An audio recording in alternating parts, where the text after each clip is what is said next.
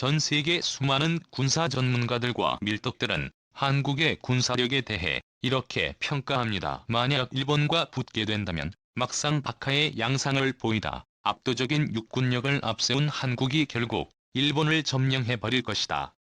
하지만 결코 중국과 전쟁을 벌여선 안 된다. 거의 아무것도 해보지 못하고 3일이면 한반도는 지도에서 사라져버리는 참극이 벌어질 것이다. 물론 이들 말대로 한국이 중국을 이기는 건 거의 불가능한 것이 맞습니다. 하지만 그들이 간과한 부분이 있었으니 중국 또한 마찬가지로 괴멸적 타격을 피할 수 없을 것이라는 사실이었죠. 최근 영국의 한 밀리터리 연구단체에서는 동북아시아 정세를 다룬 흥미로운 논문을 발표했습니다. 그동안 아시아 지역은 3대 강국이라 불리는 한중일 세 국가 사이에서 묘한 균형이 이루어지고 있었지만 10년 전부터 미세한 균열이 발생하더니 현재는 코로나 사태와 더불어 균형이 점차게도 가고 있다. 중국은 홍콩과 대만 등 주변국들과 끊임없는 마찰을 빚고 있고 오랜 시간 충돌하지 않았던 한국과 일본마저 수출 규제와 같은 갈등을 보이는 등 대화보다는 힘으로 맞서려 하고 있다는 것. 문제는 중국의 입장인데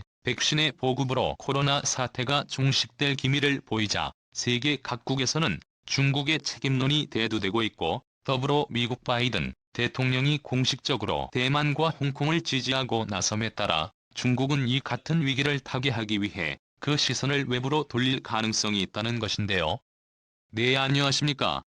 군사기밀뉴스TV입니다. 알람 설정을 하시면 영상 업로드 시 바로 시청하실 수 있습니다. 희생자가 누가 될지는 정확하지 않으나 최근 한국 문화를 끊임없이 침탈하려는 시도와 함께 환기 원조 70주년 행사에서 6.25 전쟁 당시 유엔군의 북진을 침략이라 규정하는 등 유사시 한반도는 결코 안전지역이 될 수 없다는 것이었죠. 하지만 중국이 만약 한반도를 넘본다면 이는 돌이킬 수 없는 실수가 될 것이라는 주장이 나왔습니다. 왜 그런지에 대해 지금부터 자세히 알아보도록 하겠습니다. 결론부터 말하자면 중국이 승리하는 건 틀림없는 사실입니다. 이는 한국과 중국의 넘을 수 없는 체급차에 기인한 것으로 인구가 고작 5,100만에 불과한 한국에 비해 중국의 인구는 공식 통계로만 10석이 넘으며 경제력 면에서도 한족의 격차는 일부에서 1월 10일 비율에 달하는데요. 군사력 측면에서도 중국이 한참을 앞서고 있는데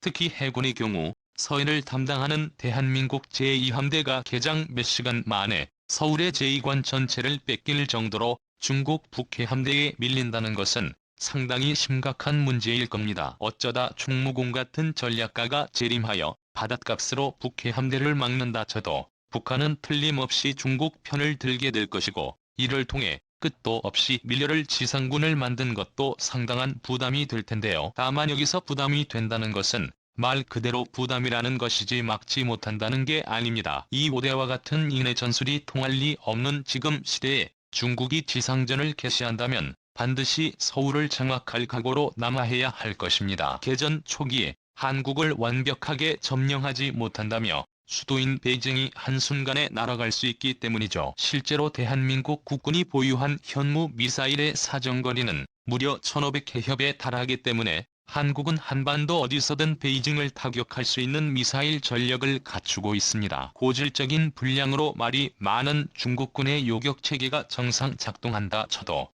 미국처럼 정밀하고 광범위한 지역을 방어할 수준은 못되기에 막대한 타격을 피할 순 없습니다. 과거 북한의 실수로 인해 미 해군 제7함대가 서해에 들어올 경우 중국이 거품을 물며 비난하는 것도 바로 이러한 이유에서인데 항모 전단에 딸린 구축함들에는 온갖 종류의 미사일들이 쌓여 있으며 이 미사일에는 심지어 핵탄두로 탑재 가능하기에 한국 비행장에서 떠오른 뒤 527개가 베이징과 상하이 등 중국의 주요 대도시에 쏴대기 시작하면 참으로 볼만하게 될 것입니다. 중국은 에이스 서백을 비롯한 요격체계나 제2집과 같은 기초적인 스텔스 전투기를 보유하고 있기 때문에 과거 월남전과 같이 한국 공군의 일방적인 폭격을 구사하기는 어렵지만 어쨌든 한국은 중국의 역사를 잡기엔 충분한 전력을 갖춘 셈이고 상황이 이렇다 보니 아무리 중국이라도 함부로 전면전을 개시하기 어렵다는 게 중론인데요. 소위 군함못들은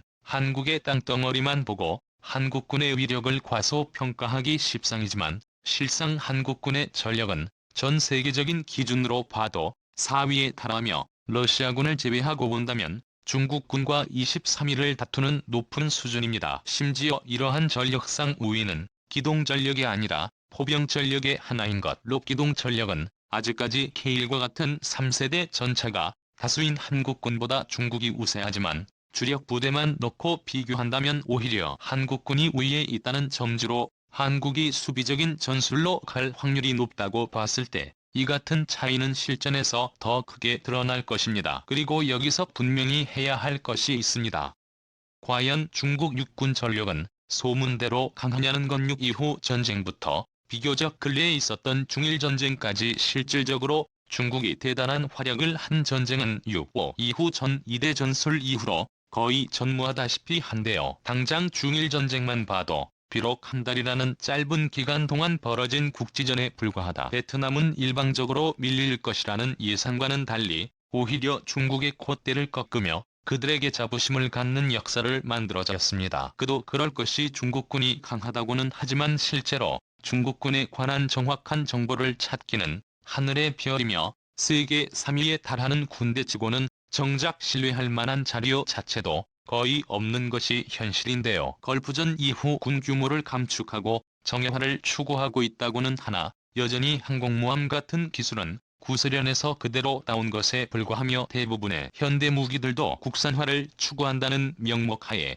자체적으로 만든 것이라 실전에서 정상 작동할지 여부조차 불분명한 수준이죠. 한예로 중국이 자랑하는 자주포의 경우 인터넷 넷상에 꽤나 화제를 모았는데 한예로 중국이 자랑하는 자주포의 경우 인터넷상에 꽤나 화제를 모았는데 웅장한 겉모습과는 달리 그동안 실사격 당연히 유출되지 못했던 결정적인 이유가 드러났습니다. 한 번 쏠 때마다 앞뒤 좌우로 심각하게 흔들리는 자주포의 모습에 해외 네티즌들은 중국의 취권이 결합된 새로운 기술력을 보았다고 비꼬았고 일부는 탄약이 제대로 발사되기는 한다는 점에서 기술이 많이도 발전했다고 웃어 보였습니다. 포병 출신인 분들이라면 이것이 의미하는 바를 잘 아실 텐데요. 자주포 발사 시 조금이라도 반동이 있다면 포탄 발사 후 그 다음 탄을 발사할 시거리 등을 전부 다시 계산해서 써야만 하는 번거로움이 생깁니다. 결국 정확도를 생각한다면 분당 한 발을 발사할까 말까한 수준이지만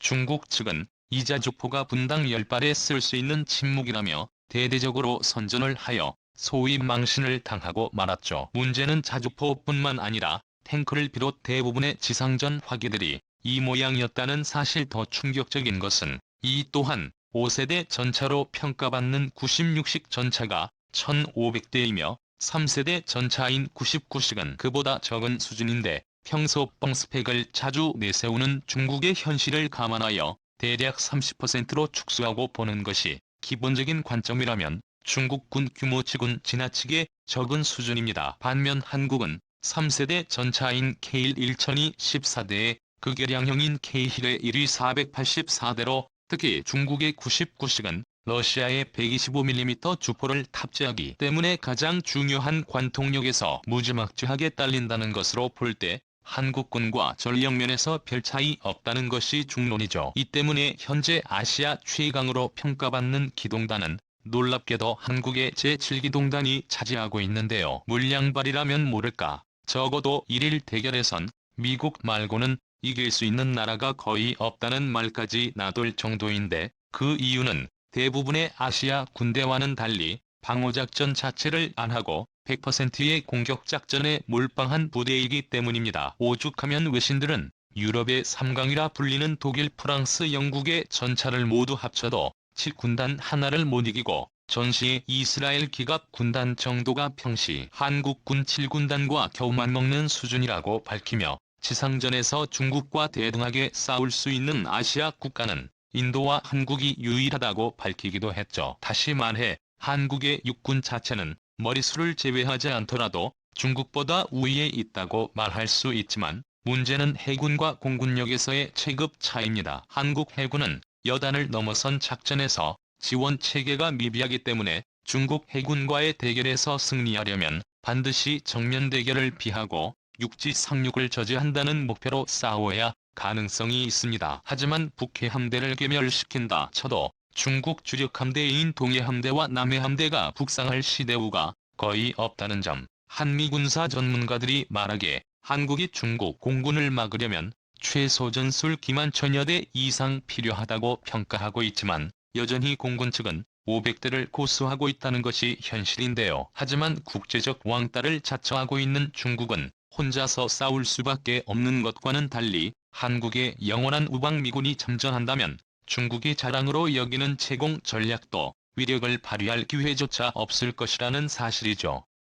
결론적으로 한국은 우리 생각 이상으로 강한 나라이며 이 점을 항상 명시하고 자부심을 가져보는 것도 좋을 것 같습니다. 군사기밀 뉴스 TV입니다. 다음 영상에서 만나요.